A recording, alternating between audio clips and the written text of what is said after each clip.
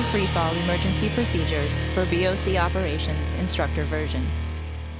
All procedures presented in this video come from Army Techniques Publication 3-18.11, Special Forces Military Freefall Operations Chapter 9, dated 28 April 2020. It is intended for use as a review of select RA-1 BOC system emergency procedures for experienced military freefall parachutists. If there are any conflicts between the procedures in this video and the most current ATP, the ATP takes precedence. Emergency procedures prior to exit. Aircraft emergencies on the ground and prior to takeoff. Take all commands from the jump master, exit the aircraft and assemble 100 meters in a safe direction and report to the jump master for a head count. After takeoff to 1,000 feet. 6 short rings of the alarm bell or verbal warning from the aircrew will alert jumpers to prepare for a crash landing. 1 long continuous bell or verbal warning will indicate that a crash is imminent. Fasten seatbelts and assume the emergency landing position. Wait for the aircraft to come to a complete stop, then unbuckle. Exit the aircraft and assemble 100 meters in a safe direction and report to the jump master for a head count. Emergency bailout 1,001 to 3,000 feet. 3 short rings of the alarm bell or a verbal warning will alert jumpers to prepare for bailout. The jump master will give the bailout signal with a clenched fist over his reserve handle and thrust it out to the side. On the jump master's command, jumpers will clear the aircraft and deploy the reserve canopy. Emergency bailout 3,001 feet and above. 3 short rings of alarm bell or verbal warning will alert jumpers to prepare for an emergency bailout. The jump master will give the bailout signal with a clenched fist over his main ripcord handle pocket and thrust it out to the side. On the jump master's command, jumpers will dive out opposite heading of the jumper in front of them, clear the aircraft and deploy the main canopy with no more than a 5-second delay. Altimeter failure prior to exit. Notify the jump master and swap with an onboard spare. Note, the jumper can exit the aircraft only in an emergency.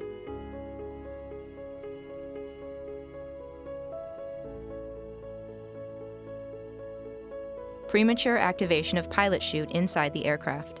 With the ramp door closed, shout "pilot chute," contain it, and notify the jump master to ensure the ramp or doors do not open. If the pilot chute activates or the container comes open, the container will be closed and the jumper will be seated, will fasten seatbelt, and will not jump. With the ramp or doors open, shout "pilot chute," attempt to contain it, and notify the jump master. Once the parachute is contained, the jumper will move away from the open exit to a safe area forward in the aircraft. If the pilot chute or parachute is pulled outside the aircraft, the jumper and jumpers in front of the jumper must exit immediately. Warning: if a parachutist is standing in the vicinity of an open door or ramp and experiences a premature deployment, try to contain it. If any portion of the parachute goes out of the aircraft, exit immediately to minimize or avoid serious injury. Emergency procedures during exit. Jumper in tow. The jump master will try to free. If the jumper is unconscious, the jump master will attempt to pull the jumper inside the aircraft. Collision on exit. The jumper will maintain his arch and gently push off the other jumper with an open hand. Regain stability, check altimeters, handles, and continue the freefall as planned. Do not grab any part of the other jumper if contact is made. Emergencies during freefall. Spinning. Arch, counter the spin. If spinning out of control and unable to maintain altitude awareness, wave off and pull. Tumbling. Arch, check hands and feet. If tumbling out of control and unable to maintain altitude awareness, wave off and pull. Entering a cloud or loss of visibility. Stop all movement and return to a stable, relaxed arch. Maintain altitude awareness. Pull at the prescribed altitude even if you are still in the cloud. Lost or loose goggles. Make 1 attempt to replace them. If unsuccessful, squint and continue the freefall as planned. Maintain altitude awareness and pull at the prescribed altitude. Altimeter failure or lost altimeter during freefall. During both day and night operations, observe other jumpers and pull when they do. If no other jumpers can be observed, clear your airspace, wave off and pull.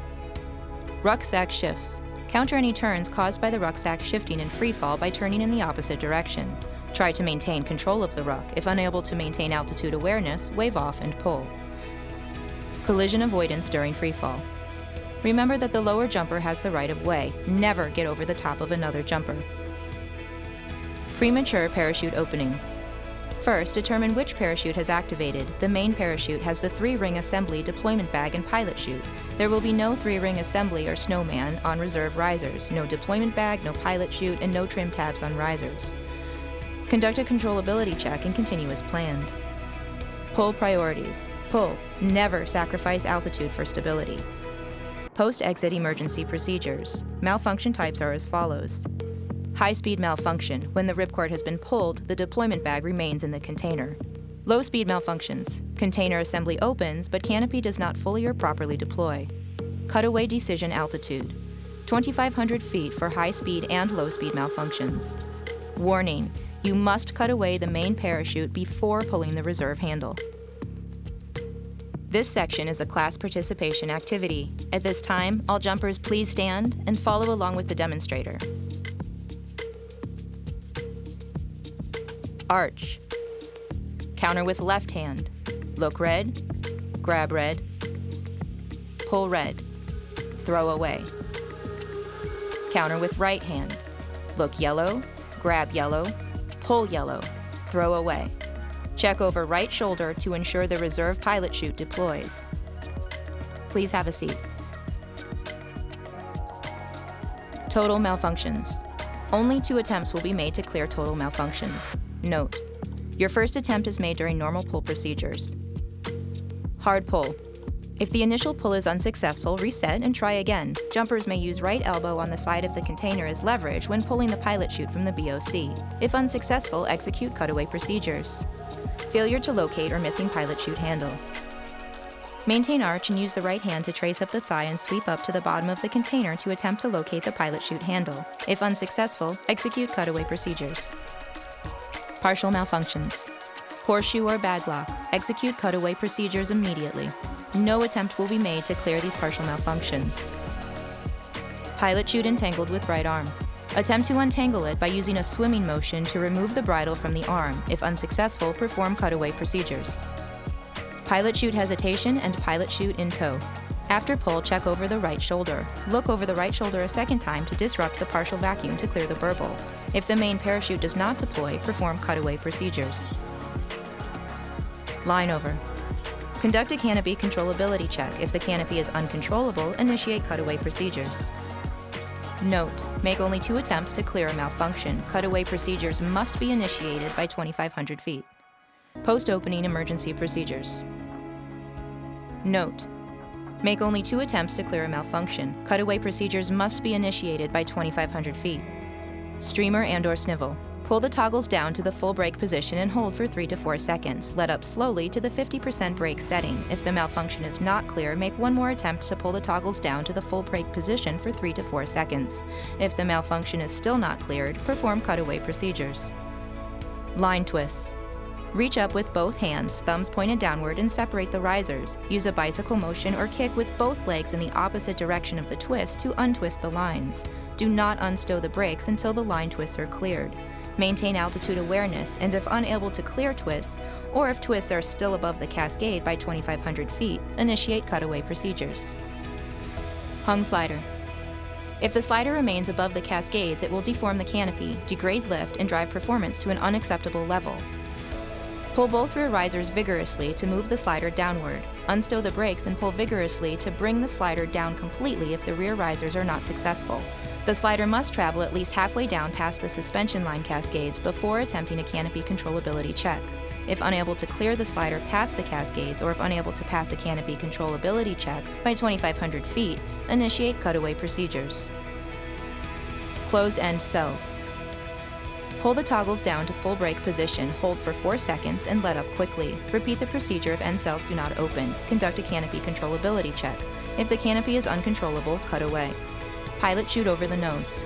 Attempt to flip the pilot chute back over the top of the canopy by bringing the toggles to full brakes and let the toggles up abruptly. Conduct a canopy controllability check. If the canopy is uncontrollable, cut away. Tension knots. Stop the turn with opposite rear riser input. Snap the riser of the affected line group by pulling down and releasing. After 2 attempts, release the toggles and come to a full brake position and hold for 3 to 4 seconds, then let up slowly. After 2 attempts, conduct a canopy controllability check. If the canopy is uncontrollable, cut away. Broken suspension lines. If suspension line breaks during opening, stop the turn with rear riser input. It may be difficult to identify the broken lines and the canopy may look deformed. Conduct a canopy controllability check. If the canopy is uncontrollable, cut away. If there are 2 or more broken lines, or if there are any A lines broken, immediately cut away. Rips or tears. If the rips or tears are in the bottom skin of the canopy, check rate of descent with other jumpers. If descending faster than the other jumpers, execute cutaway procedures. If not descending faster than the other jumpers, conduct a canopy controllability check. If the rip or tear is in the top skin of the canopy, execute cutaway procedures. Premature brake release. Release the opposite toggle. Conduct a canopy controllability check. If the canopy is uncontrollable, cut away. Broken control lines. Release the good control line. Steer using the good control line and opposite rear riser. At a safe altitude, determine the flare point using only the rear risers. The canopy responds much quicker when using the rear risers. Flare and land using both rear risers only. Entering a cloud under canopy. Stop all turns and stay alert. Use 50% brakes. Maintain heading and pick up reference points if possible prior to entering the cloud. Maintain altitude and air awareness. Dual canopy deployment emergencies. Downplane. Ensure both canopies are not entangled by tracing all 8 risers and suspension lines through their sliders to their respective canopies. Pull the main canopy release handle, red cutaway pillow, with your right hand. If the canopies are entangled or below 1,000 feet, steer the most controllable canopy toward the other with the rear risers. Attempt to steer the 2 canopies together to get them overhead. Make all turns gently toward the other canopy. Do not attempt to flare either or both canopies. Just land them as they are and conduct a parachute landing fall or PLF. Side by side. Ensure canopies are not entangled by tracing all 8 risers through the sliders to respective lines and canopies. Risers should be free and clear. Do not release the brakes on either canopy. If brakes are released on one canopy, fly at half brakes to match forward speed of the other canopy. If canopies are not entangled, place the left hand on the left rear riser of the left canopy. Place the right hand on the red cutaway pillow. Separate the canopies into a downplane with the left hand on the left rear riser of the left canopy. Peel and pull the red cutaway pillow to full arm extension and let go of the riser and cutaway handle simultaneously.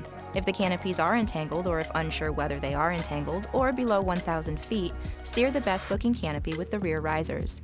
Gently turn toward the other canopy to prevent a downplane configuration. Do not attempt to flare and be prepared for a PLF. Biplane. Ensure both canopies are not entangled by tracing each of the 8 risers and suspension lines through its respective sliders to its respective canopy. Separate the canopies into a side-by-side. Use the left rear riser of the left canopy to separate canopies into a downplane. Release the rear riser of the left hand as the cutaway pillow is pulled with the right hand. If the canopies are entangled or below 1,000 feet, steer the front canopy with the rear risers, making all turns gently. The trailing canopy will follow. Make all turns gently in either direction, preventing canopies from going into a downplane. Steer into the wind if possible. Do not attempt to flare either or both canopies. Just land them as is and conduct a PLF. Partially deployed reserve. Do not unstow the brakes. If the brakes have already been unstowed, slow the main to prevent the reserve from fully deploying. If the canopy begins to inflate, make sure the suspension lines or risers do not become entangled with you or your equipment. Allow the canopies to settle into a configuration. Continuously inspect the canopies and lines for entanglements. Ensure both canopies are not entangled by tracing the risers and suspension lines to their respective canopies. If not entangled, use the rear risers to configure the canopies into a side-by-side configuration. Follow side-by-side procedures. If the canopies are entangled or below 1,000 feet, fly the most controllable canopy with the rear risers, making all turns gently toward the other canopy.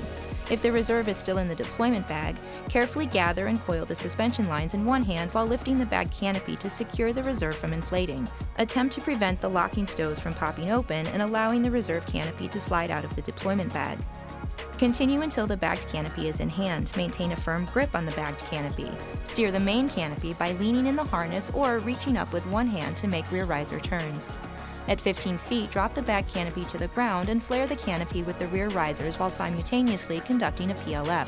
If no equipment worn, maintain positive control of the reserve canopy and secure between the legs or knees to prevent it from inflating. Fly and flare as normal.